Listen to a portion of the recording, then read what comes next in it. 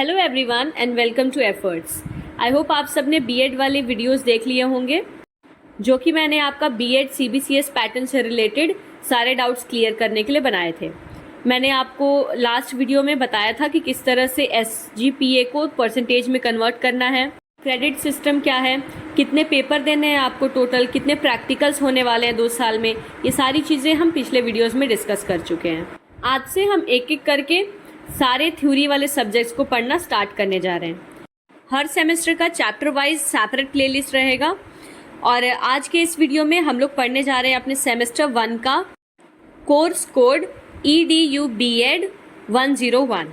So let's start the video without further wasting the time.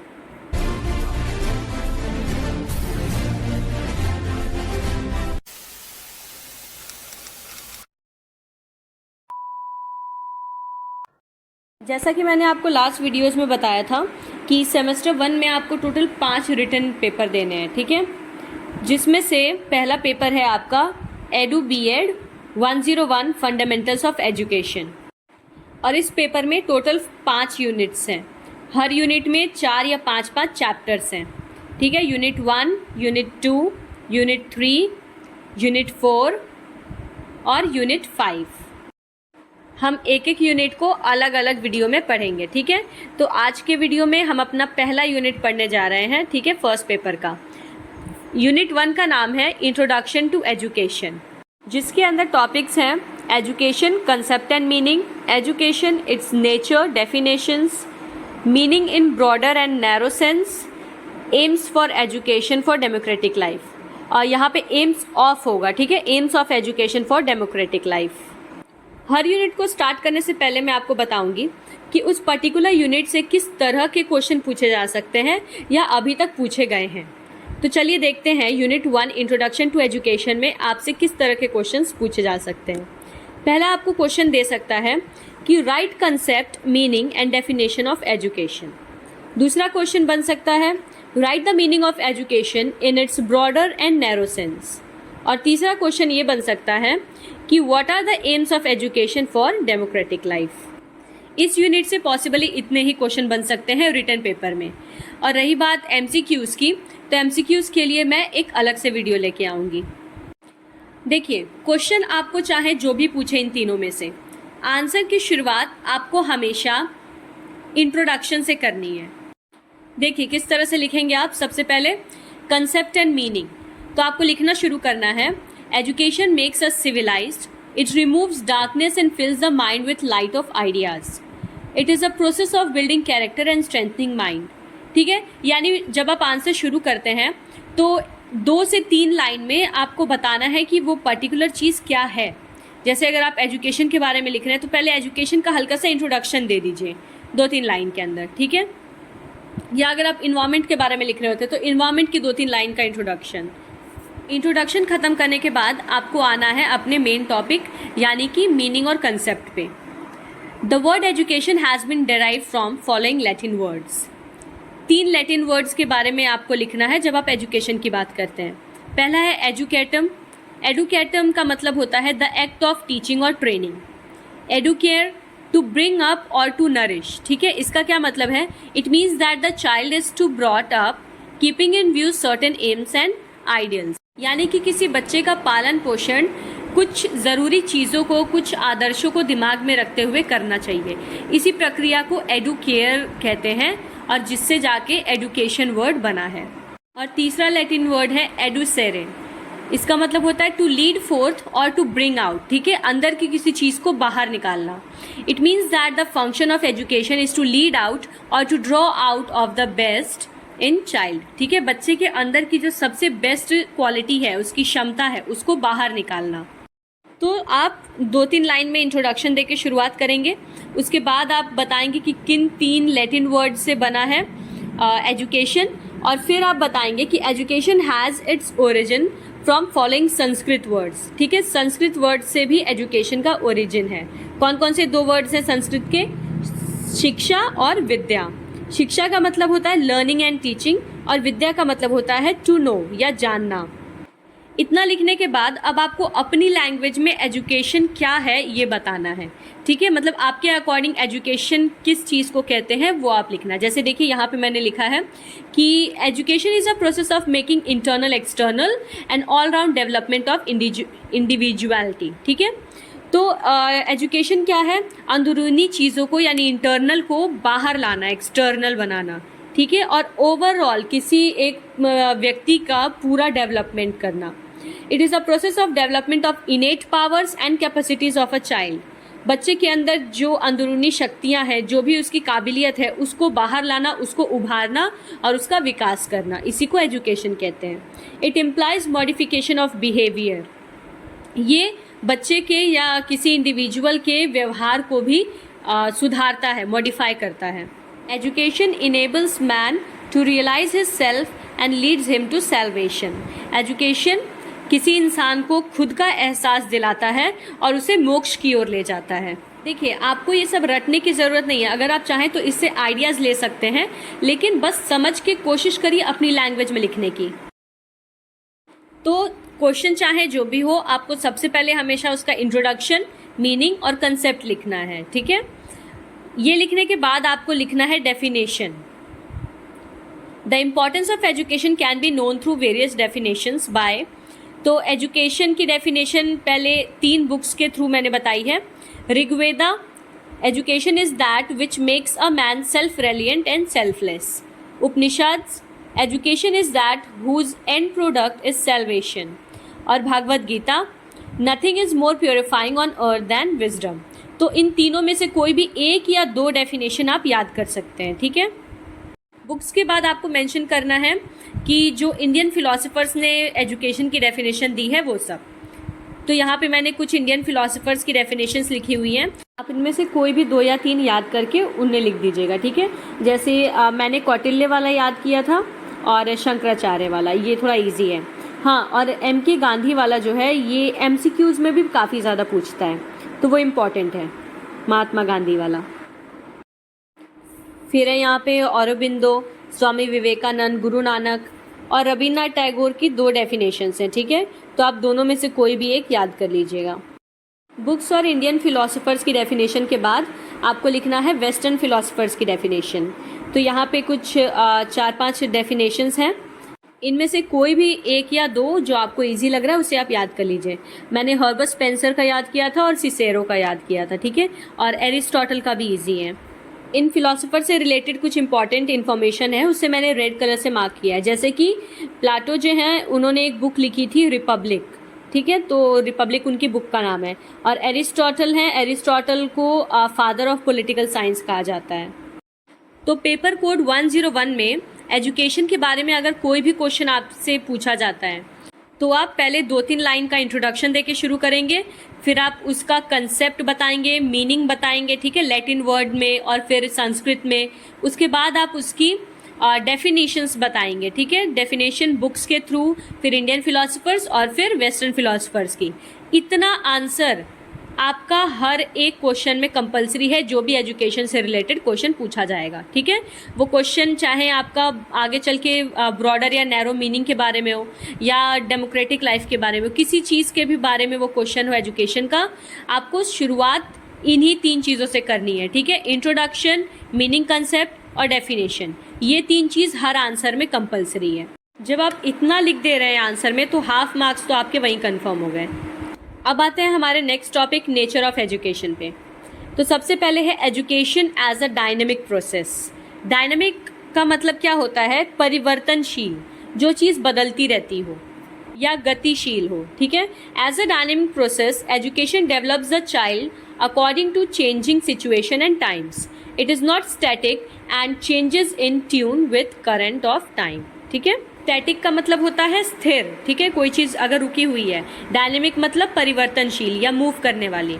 तो education एक dynamic process है जो कि बच्चे को समय में आने वाले बदलाव के साथ साथ उसकी मानसिक वृद्धि को भी बदलता रहता है। दूसरा नेचर है education is a bipolar process. Sir John Adams in Evolution of Educational Theory has advocated education as a bipolar process. तो एजुकेशन जो होता है, शिक्षा, वो बायपोलर प्रोसेस है। कैसे? सर जॉन एडम्स ने एक बुक लिखी है इवोल्यूशन ऑफ एजुकेशनल थ्योरीज, उसमें उन्होंने बताया है कि एजुकेशन बाइपोलर प्रोसेस होता है, क्योंकि education takes the importance of interaction between two poles which is educator and educand, that is the teacher and the child. Ross says like a magnet education must have two poles. तो Ross और sir John Adams के अनुसार education basically दो चीज़ों पे, दो poles पे depend करता है, इसलिए उसको बाइपोलर प्रोसेस कहते हैं, टीचर और चाइल्ड पे, यानी एजुकेट करने वाले पे और एडुकेट होने वाले पे। थर्ड है education as a tripolar process. Education involves interaction between the educand, educator and the social environment. अब अगर देखा जाए जॉन ड्यूई के अनुसार और एडमसन के अनुसार social forces exert potential influence upon the behaviour of the child. उनका ये मानना है कि एजुकेशन जो है उसमें ना ही सिर्फ एजुकेटर और एडुकेंट का रोल है, बल्कि सोशल एनवायरनमेंट भी उसमें बड़ा रोल प्ले करता है। सोशल एनवायरनमेंट यानी बच्चे का वातावरण कैसा है, वो कैसे माहौल में रहता है, इस पे भी निर्भर करता है बच्चे की एजुकेशन। तो इसीलिए इन लोगों ने एजुकेशन को ट्राइपोलर प्रोसेस बताया है। और इस तरह से आप डायग्राम बना सकते हैं, ठीक है, डायग्राम्स के फॉर्म में या फ्लो चार्ट के फॉर्म में भी रिप्रेजेंटेशन करने पे मार्क्स अच्छे मिलते हैं। तो मैंने यहाँ 3 नेचर बताए हैं एजुकेशन के, आप अपनी तरफ से भी और नेचर ऐड कर सकते हैं। जैसे कि शिक्षा क्या होती है, अगर आप देखें तो शिक्षा विकासशील होती है, ठीक है, डेवलपमेंटल होती है, तो इसी तरह से आप और भी ऐड कर सकते हैं इसमें। अब देखते हैं narrow and broader meaning of education. अगर आपसे कोई पूछता है कि एजुकेशन के नैरो मीनिंग और एजुकेशन के ब्रॉड मीनिंग में क्या डिफरेंस है, सबसे पहले देखते हैं narrow meaning of education. In this sense, education is regarded as instruction imparted in schools, colleges and universities. Education का जो नैरो मीनिंग होता है वो केवल स्कूल, यूनिवर्सिटी और कॉलेजेस तक ही सीमित रहता है। Education starts when the child enters in educational institution and ends when he completes his studies or leaves the educational institutions. अगर हम नैरो सेंस की बात करें तो इसमें एजुकेशन शुरू कब होती है, जब एक बच्चा किसी एजुकेशनल इंस्टीट्यूशन में पहली बार एडमिशन लेता है, ठीक है, जैसे किंडरगार्टन या नर्सरी से जब वो स्कूल जाना शुरू करता है। और ये एजुकेशन ख़त्म कब होती है, जब वो पूरा स्कूल या अपनी एजुकेशन पास आउट करके मतलब पढ़ाई लिखाई छोड़ देता है तब। There is deliberate effort on the part of the educator to instill certain knowledge, skills and habits in order to bring out the development and growth of the child. Narrow sense में देखा जाए तो जो educator होता है यानी जो शिक्षक है उसका रोल ज़्यादा होता है एजुकेशन में, यानी टीचर के ऊपर ये जिम्मेदारी होती है बच्चे के अंदर नॉलेज डालना, उसके अंदर स्किल्स डालना, उसकी आदतों को सही करना, बच्चे की डेवलपमेंट और ग्रोथ, हर चीज़ का ध्यान टीचर को रखना पड़ता है।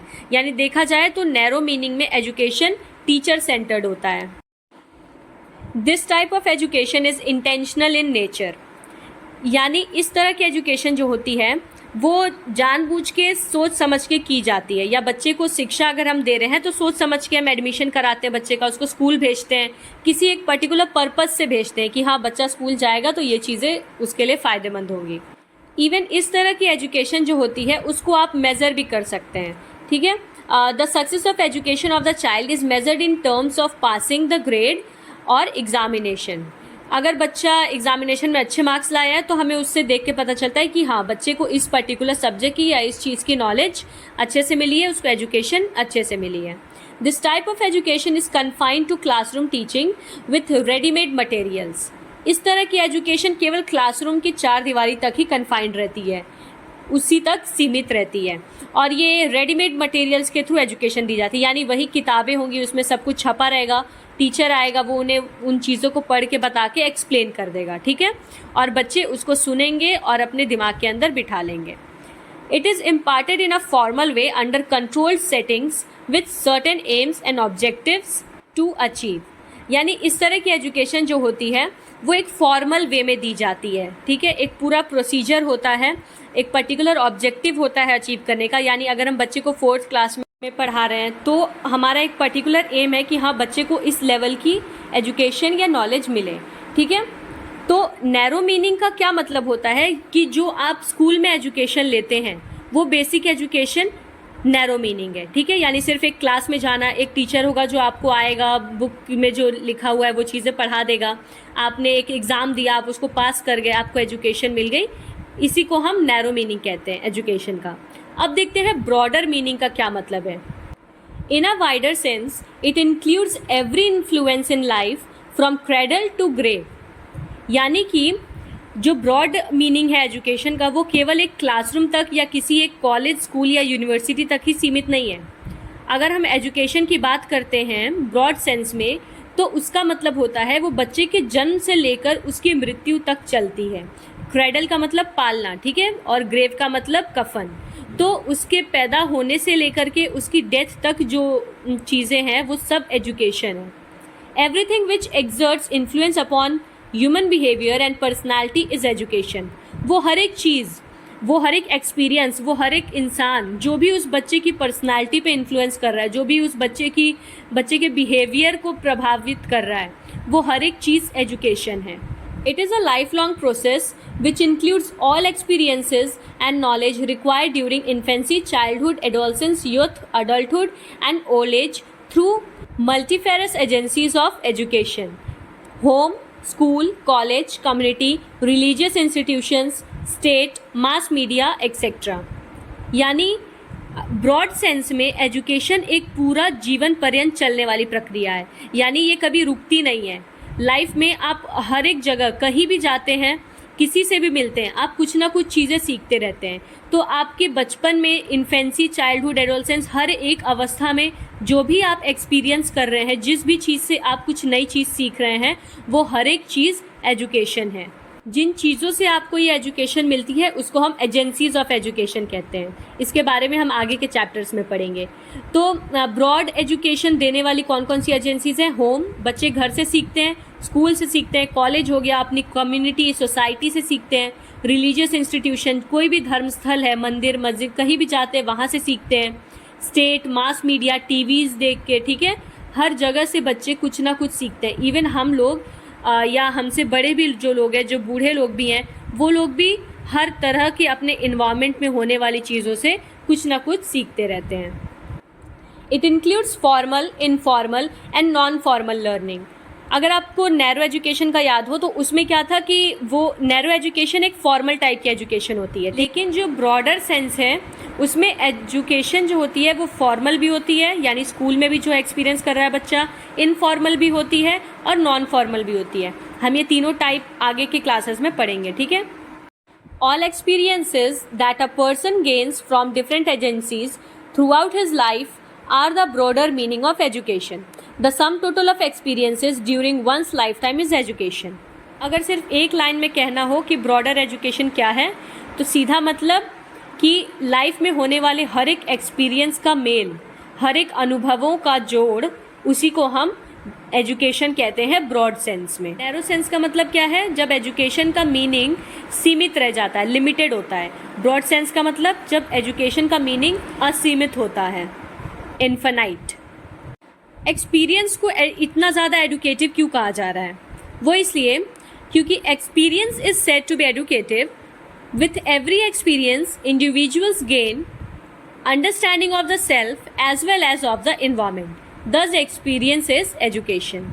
यानी हर एक एक्सपीरियंस के साथ, हर एक अनुभव के साथ इंसान ना सिर्फ अपने बारे में बल्कि जो उसका पर्यावरण है, जो उसका सोसाइटी है, अपने आसपास की चीज़ें, हर चीज़ के बारे में कोई ना कोई एजुकेशन गेन करता है, कोई ना कोई नॉलेज गेन करता है, उसे चीज़ें पता चलती है, वो चीज़ों को सीखता है। फिर यहाँ पे मैंने लास्ट में एक फेमस लाइन भी लिख दी है कि in broader sense Whitehead says, Whitehead एक फिलोसफर है, उनके द्वारा कहा गया है, there is only one subject matter of education and that is life in all its manifestations. तो आप चाहें तो ये लाइन भी ऐड कर सकते हैं। तो यहाँ तक मैंने आपको एक्सप्लेन कर दिया नैरो और ब्रॉडर में डिफरेंस। अगर आप समझ चुके हैं तो आप इसे कोशिश करिएगा अपनी लैंग्वेज में लिखने की, और नहीं तो फिर आप इसमें से आइडियाज़ भी ले सकते हैं। सिंपल लैंग्वेज में कहें तो नैरो मतलब सिर्फ क्लासरूम तक सीमित हो जो एजुकेशन, और ब्रॉड मतलब वो एजुकेशन जो हमें क्लासरूम से बाहर दुनिया में हर जगह मिलती है। इसी को आप 4-5 पॉइंट बना के लिख दीजिएगा, ठीक है। कोशिश करिएगा आंसर्स को पॉइंट्स में लिखने की। आगे के वीडियो में मैं आपको एक्सप्लेन करूँगी कि स्कोरिंग आंसर कैसे लिखा जाता है, ठीक है। अब आते हैं लास्ट कंक्लूजन पे। इतना सारा लिख देने के बाद जब आपका आंसर ख़त्म होता है तो कभी भी आंसर को बीच में ऐसे ही नहीं छोड़ देना है। हमेशा जैसे आप शुरुआत इंट्रोडक्शन लाइन से करते हैं वैसे ही अंत जो है एंडिंग आपको एक कंक्लूडिंग लाइन से करनी है। जैसे यहाँ पे देखिए मैंने एक कंक्लूजन लिखा है, इसमें मैंने बताया है एजुकेशन की इम्पॉर्टेंस ह्यूमंस की लाइफ में, मतलब बिना एजुकेशन के इंसान कैसे हैं। Uneducated person is like animal, can't think right. Through education, one acquires knowledge of history, geography, language, sciences, arithmetic, etc. One develops understanding about things in complex relations and learns some skill in writing, speaking, operating, etc. Uneducated man is burden on earth and a parasite to society. तो इसी तरह की कुछ अच्छी मतलब ज्ञान वाली lines आप भी लिख सकते हैं कि बिना शिक्षा के हमारा जीवन क्या है, पूरी तरह व्यर्थ है, दिशाहीन है, अंधकारमय है, ठीक है। तो यहाँ तक हमने आपके यूनिट 1 के सारे टॉपिक्स कवर कर लिए। केवल एक लास्ट टॉपिक बचा है, AIIMS of education for democratic life. इसको हम अगले वीडियो यानी एम्स ऑफ एजुकेशन में ही पढ़ेंगे डायरेक्टली, ठीक है।